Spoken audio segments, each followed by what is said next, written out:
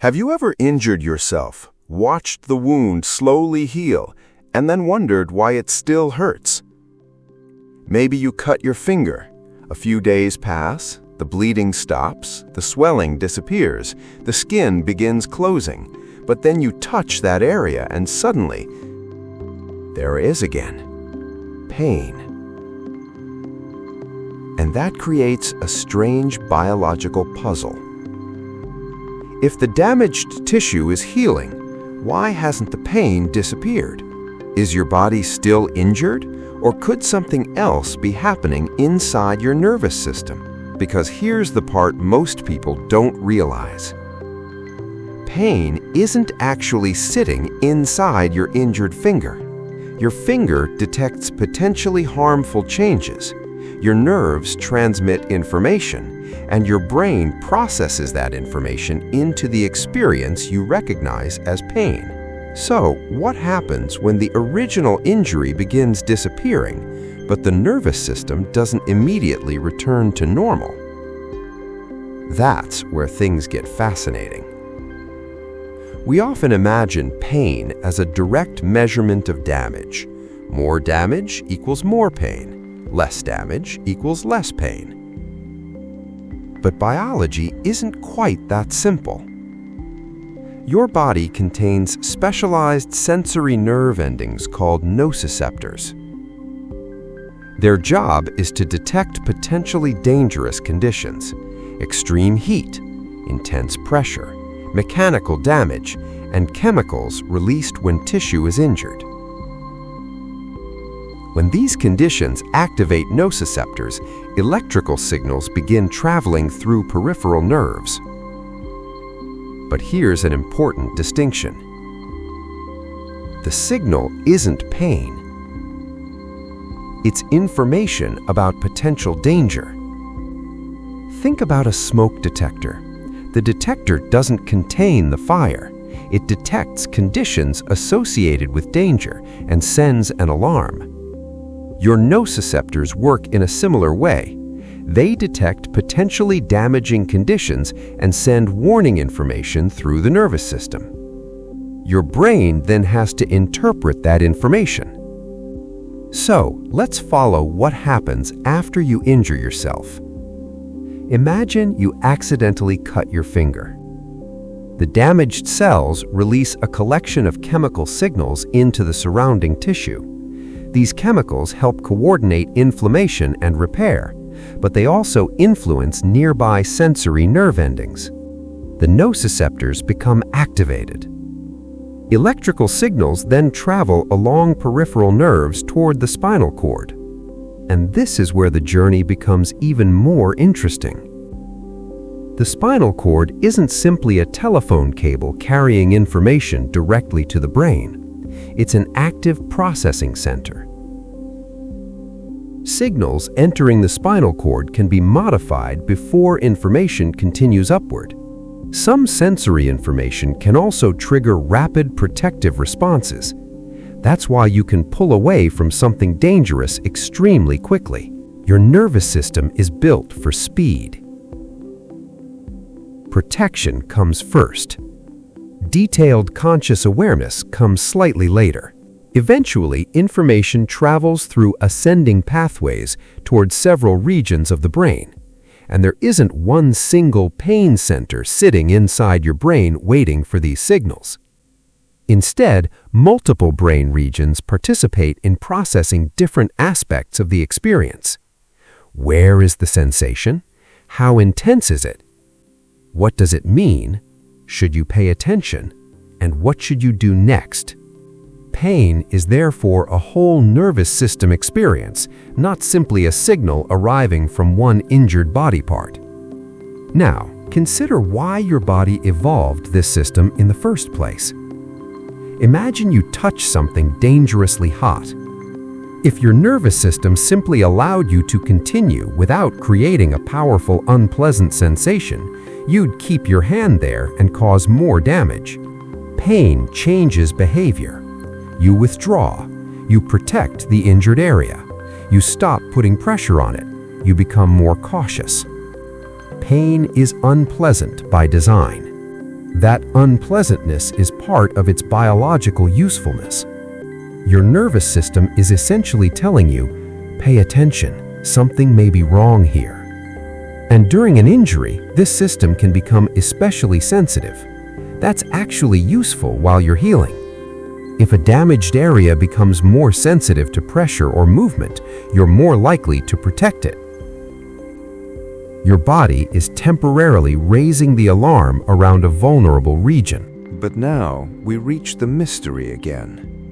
What happens when the original damage starts disappearing? Ideally, the warning signals decrease. Inflammation settles.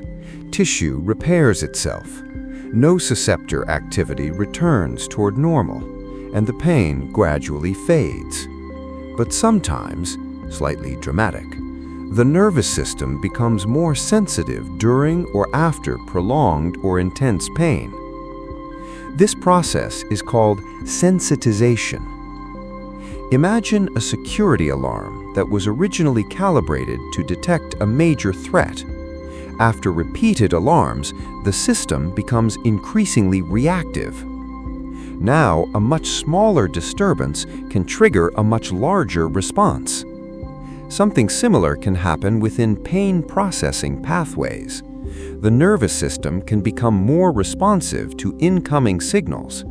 A stimulus that previously produced a relatively small response can become much more noticeable or painful, thoughtful. This is one reason the relationship between physical tissue damage and pain isn't always perfectly proportional. The amount of damage may decrease, while the sensitivity of the nervous system can temporarily remain elevated. And this reveals something much bigger about the human body. Your nervous system isn't a fixed electrical circuit. It changes based on experience. Repeated signals can alter how strongly neural pathways respond. After persistent or intense pain, processing can become altered at multiple levels of the nervous system. Sensory neurons can become more responsive. Spinal circuits can change their responsiveness, and the brain can alter how incoming signals are interpreted. Serious, reassuring. But this doesn't mean your brain is making up the pain. Pause. That's a dangerous misunderstanding. Pause. If you feel pain, firm, reassuring, the experience is real. Pause. The important point is that pain is an output of a living biological system, and like many biological outputs, it depends on much more than one input. Curious. Think about another situation. Two people experience the same physical stimulus. They don't necessarily report exactly the same amount of pain. Why? Because the brain doesn't process sensory information in isolation. It combines incoming signals with context, attention, previous experience, expectations, emotional state, and other information about the body and environment. Pause. Imagine your nervous system receiving a signal from an injured area. Your brain doesn't simply ask, how much damage is there? Pause. It's dealing with a much broader question. What does this signal mean, and how important is it right now? Pause. That distinction is crucial. Pain is partly about detecting potential threat, but it's also about deciding how strongly the organism should respond to that threat. This also explains something you've probably experienced. When you're intensely focused on something else, a minor injury may not immediately grab your attention. Then, later, when you notice it, suddenly it feels much more obvious. Your injury didn't necessarily appear at that exact moment. Your brain simply shifted its attention toward the signal. Attention doesn't mean pain is imaginary. Instead, it demonstrates how actively the brain participates in sensory processing. Your nervous system is constantly receiving enormous amounts of information. It has to decide what deserves priority. Pain is one of the strongest ways your body forces attention towards something potentially important. It's essentially a biological notification system that says, "Don't ignore this." Now we can return to the original question. Why can pain sometimes continue even after an injury appears healed? There isn't one universal explanation. Sometimes tissue is not actually fully healed, even if the surface looks normal. Sometimes inflammation or irritation persists. Sometimes nerves remain irritated. And in some situations, changes in the nervous system itself can contribute to ongoing pain. This is why you shouldn't automatically assume the wound looks fine, so the pain must be imaginary. That's not how biology works. Pain is an experience generated through complex interactions between tissues, nerves, spinal processing, and the brain. The visible condition of the original injury is only one part of that system. Imagine a house with a sophisticated security system. Someone breaks a window, the alarm activates. The owner repairs the window, but afterward, the system remains extremely sensitive. A tiny vibration triggers it again. The window may now be perfectly repaired, but the alarm system has changed. That doesn't mean the alarm is fake. The alarm is genuinely sounding. It means the system generating the alarm has become more sensitive. Pain can sometimes work in a similarly complicated way. The original threat and the nervous system's response to that threat are related, but they're not always identical. And this is one of the most important things to understand about pain. Pain exists because it protects you. It teaches you not to touch the hot surface again. It encourages you to protect an injured joint. It forces you to pay attention to something your body considers potentially dangerous. In that sense, pain isn't your body's enemy. It's one of its most sophisticated warning systems. The problem occurs when the warning system becomes overly sensitive, remains active after the original threat has changed, or begins producing pain without a clear ongoing tissue threat.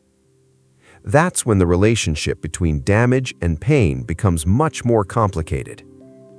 So, the next time you experience pain after an injury, remember what is actually happening. Your damaged tissue doesn't directly produce the experience of pain. Your body detects potentially harmful conditions. Nociceptors convert those conditions into neural signals. Those signals travel through the nervous system. The spinal cord processes them. Multiple brain systems interpret them. And your brain produces the experience we call pain.